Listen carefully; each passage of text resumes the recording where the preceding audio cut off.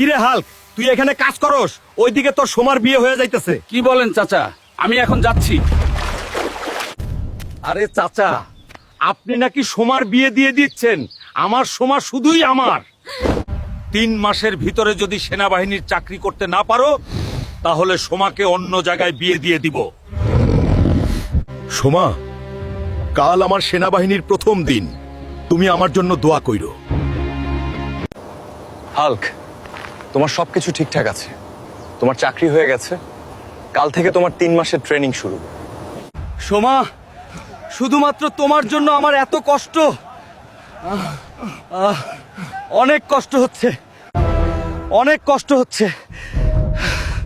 1 2 3 4 1 2 3 4 Hulk, তোমার সম্পূর্ণ training শেষ। এবার তোমাকে বিদেশ যেতে হবে 6 মাসের ট্রেনিং এ। ঠিক আছে sir. Sir, Hulk sir accident করেছে, হাসপাতালে ভর্তি। তাড়াতাড়ি চলুন। ঠিক আছে, চলো।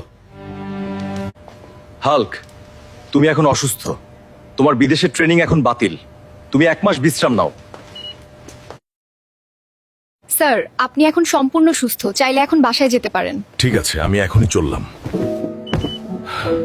আরে আমাদের হাল্ক নাকি সেনাবাহিনীর চাকরি হয়েছে। মিষ্টি কই? বিয়েতে একসাথে খাওয়াবো। চাচা, আমার সেনাবাহিনীর চাকরি হয়ে গেছে। আজকেই সোমার সাথে আমার বিয়ে হবে। হাল্ক, তুমি অনেক দেরি করে ফেলেছো। 15 দিন আগে সোমার বিয়ে হয়ে গেছে সরকারি চাকরিওয়ালা ছেলের সাথে।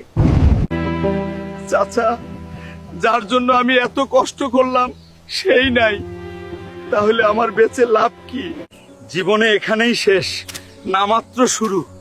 ভালো চাকরি হয়েছে, ভালো বউ পাবো ইনশাআল্লাহ।